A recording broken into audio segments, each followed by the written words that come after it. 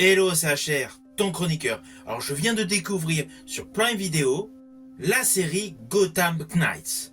C'est une série totalement innovante, forcément il faut que je t'en parle. Mais avant cela, n'oublie pas, si tu n'es pas abonné, pense à le faire, pense à la petite cloche pour les notifs. Let's go! We can't prove we're not killers by killing someone. We have to stick together, find who really killed my dad, and clear our names. Because we all deserve justice. Hunt down these fugitives. They'll be looking for us in every alley, every dark corner of the city.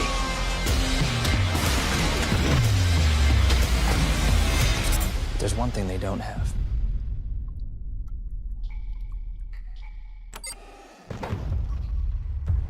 A Batcave. Oh my god.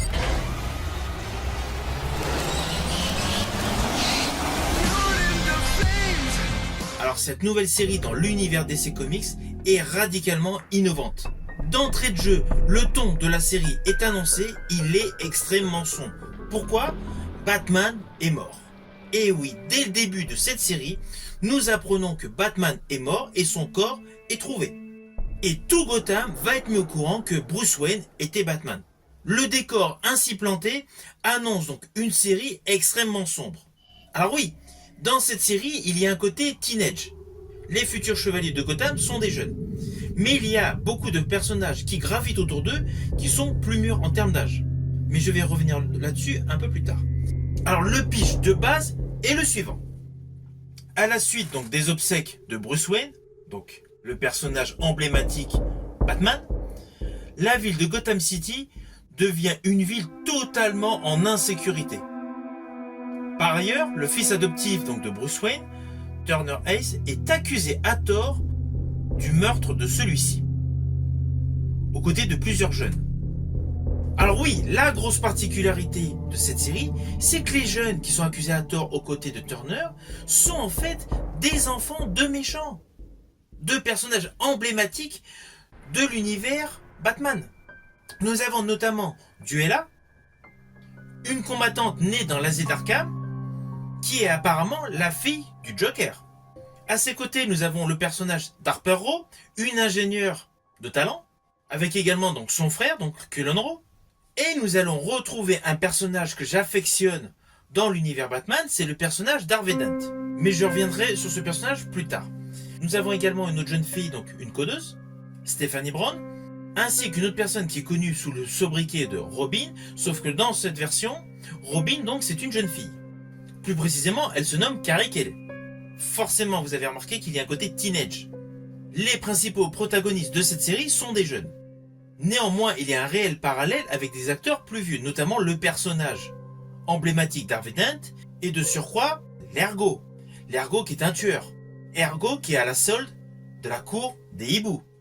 De ce fait, tout l'univers Batman se retrouve. On parle du Joker, on parle de l'asile d'Arkham, il y a la cour des hiboux, il y a même le gang des Flush Royale, et bien évidemment, il y a souvent la référence à Blackgate, la fameuse prison. Et de surcroît, c'est agrémenté par des flashbacks. Des flashbacks nous présentant donc d'anciens adversaires à Batman. Mais c'est toujours de manière subjective. Ici, la grosse nouveauté donc est surtout le fait que ce soit une nouvelle génération qui est mise en avant. Et en fait, cette série est plus tournée à la manière d'un thriller. Thriller avec une véritable enquête.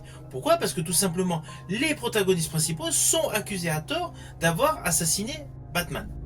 Et dès le début de cette série, nous savons qu'ils sont innocents. De ce fait, ce n'est pas comme d'autres séries de super-héros où en fait chaque épisode c'est une grosse mission et à côté il y a un fil conducteur qui relie les épisodes. Là en fait, tous les épisodes de cette série sont axés sur la même trame. Il y a certes plusieurs arcs narratifs, mais l'arc principal de cette série est le même du début jusqu'à la fin, avec évidemment une montée crescendo d'adrénaline, d'angoisse et surtout une évolution des personnages. Tous les protagonistes au début de la série ne se connaissent pas, et forcément vous devinez au vu du titre de la série et forcément au vu de la bande-annonce, ils vont être tous unis pour devenir les chevaliers de Gotham. Donc forcément, il va y avoir une réelle évolution de leur rôle. Et l'attrait supplémentaire, c'est qu'en fait chaque jeune a une fonction bien particulière. Ils ont tous des compétences qui se complètent.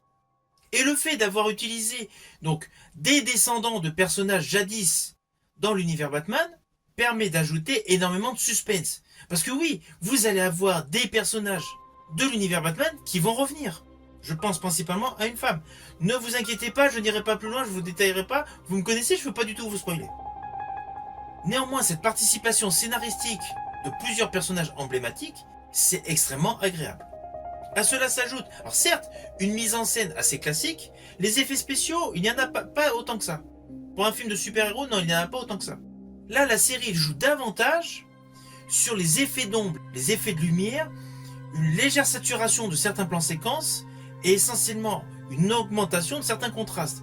Le type de réalisation, la qualité photo fait aisément penser à une série que j'ai particulièrement aimée. Cette série se nomme Gotham et il y a eu 5 saisons. Very perilous stuff you're messing with. Forget about it. No. What kind of gun? I want riddles. I'll read the funny pages. What's your name? Ivy. Take it easy, Penguin. I don't like to be called that. Alors cette série est une série en 13 épisodes de 42 minutes avec le format 16/9, un format que j'apprécie particulièrement car cela vous permet d'avoir un effet cinéma sur votre téléviseur. Et chacun des épisodes, tout en progressant dans l'histoire, rajoute au fur et à mesure des éléments d'enquête et surtout des trouvailles scénaristiques qui vous permettent d'avoir une réelle réflexion de ce fait d'être immergé dans cette enquête. Notamment, je pense à une scène avec des tableaux. Il y a plusieurs tableaux qui sont récupérés par la cour des hiboux. Tout l'effet visuel fait autour de ces tableaux, avec le côté d'enquête qui se dégage, est très bien fait. Ainsi, il y a plusieurs plans visuels qui sont particulièrement réussis. Néanmoins, dans cette série, ce qui a été mis en avant, c'est essentiellement le travail de maquillage. Tout ce qui est make-up est extrêmement édulcoré. C'est une série qui, je vous ai dit, qui est beaucoup plus sombre. Dans cette série, vous allez avoir un gang de motards extrêmement violent, avec des allures patibulaires. Vous allez avoir des têtes coupées. Vous allez avoir l'ergot, qui a un visage très particulier. Il y a un réel travail de maquillage. Et la notion d'Electrum est une très bonne trouvaille. C'est une véritable innovation scénaristique. L'ensemble de cette série est une bonne enquête dans l'univers DC Comics, avec un réel parallèle entre deux générations d'acteurs. Alors concernant le casting, les jeunes, honnêtement, moi je les ai découverts dans cette série. Hey, tell me, you brought the Batmobile, right? No, my mom's car. Gonna be a tight squeeze. Néanmoins, le personnage d'Harvey Dent, je l'avais vu durant de nombreuses années dans la série Supernatural.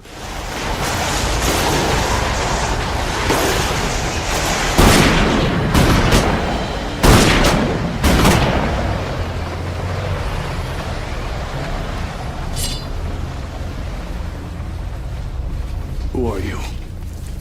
I'm the one who gripped you tight and raised you from perdition. Alors sincèrement, le personnage que j'ai préféré dans cette série, c'est le personnage d'Harvey Dent, interprété par Misha Collins.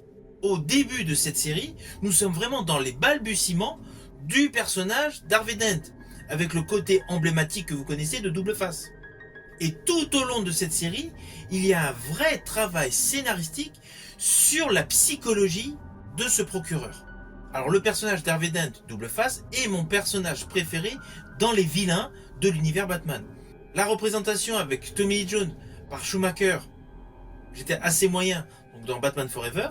J'avais particulièrement aimé la version Aaron Eckhart sous la direction de Christopher Nolan dans The Dark Knight. Et là, dans cette série, la version Misha Collins du personnage Harvey Dent est bonne. Misha Collins est extrêmement expressif au niveau du visage, et donc toutes les émotions qui se découlent au fur et à mesure du déroulé de l'histoire, il les représente à perfection. Et il y a beaucoup de twists autour de son entourage. Vous allez le découvrir. Et honnêtement, son jeu est extrêmement bon. Mais je tiens quand même à vous préciser, ce n'est pas le méchant de la série que vous pouvez imaginer. Pas du tout. Dans cette série, n'oubliez pas, c'est surtout la notion de la cour des hiboux. Avec tout ce que ça engendre, réunion secrète, meurtre, corruption. Donc forcément, il y a d'autres personnages de la série qui sont extrêmement travaillés, forcément qui sont une génération plus vieille que les jeunes. De ce fait, le travail scénaristique est sur plusieurs axes. Alors quand je dis plusieurs axes, lorsque nous avons les jeunes, nous avons une ambiance teenage, avec des dialogues de jeunes. Et forcément, comme nous sommes avec la cour du hibou, avec leur chef principal, non, je ne vais pas vous le dire, vous inquiétez pas. Donc voilà, c'est pas du tout le même type de dialogue, c'est pas le même registre. Et là, il y a des enjeux radicalement différents. Les jeunes, c'est plus dans on va à tout prix être innocent. on veut à tout prix être innocenté, tandis que la cour du hibou, vous connaissez par rapport à la BD, forcément eux, ils ont le pouvoir, ils veulent le pouvoir. Donc il y a ces deux axes dans la série. Et malgré que la série donc fait suite à tout ce qu'a pu faire Batman dans l'histoire, vu que Batman est mort d'entrée de jeu à l'ouverture de la série, nous avons donc des retours par rapport à l'assassinat des parents de Batman. C'est là qu'on réalise qu'il y a un vrai travail scénaristique pour essayer de capter l'attention d'un plus large public. Selon moi, c'est une bonne série DC Comics. Je dirais l'atout principal est essentiellement le côté donc un peu plus sombre, ténébreux et surtout violent. Un peu à la manière du dernier Batman réalisé par Matt Reeves avec Pattinson. En clair, cette production DC Entertainment et Warner Bros, selon moi, est une réussite. Alors attention à ce que je vais dire, cela s'apparente à un spoil, mais c'est davantage par rapport à un effet visuel. Vers la fin de cette série, je ne vous dis pas exactement à quel moment, nous avons donc une confrontation donc entre un homme et une femme. Je préfère rester mystérieux sur qui est la femme, qui est l'homme. Donc il y a un certain combat entre l'homme et la femme, et là nous sommes dans un laboratoire avec des fioles. Alors honnêtement, c'est ma scène préférée sur l'ensemble de la série. Pas par le fait du côté violent, ni la résultante de la discussion par rapport à l'Electrum, mais c'est plus par rapport à une action qu'il va y avoir. Une action du coup qui va révéler tout un pan de l'univers DC Comics. Il faut vraiment regarder donc, comment se clôture ce duel entre cet homme et cette femme dans ce laboratoire. Laboratoire qui fait office en même temps de salle d'interrogatoire. Cette scène, je l'ai particulièrement aimée, ce plan séquence est beau, et la saturation sépia mis en exergue pour ce plan séquence colle parfaitement. Vous voyez, je n'ai pas dévoilé sur le plan scénaristique, mais je tenais à vous préciser que ce plan séquence dans cette série, je l'ai particulièrement aimé. A Batcave. Oh my god.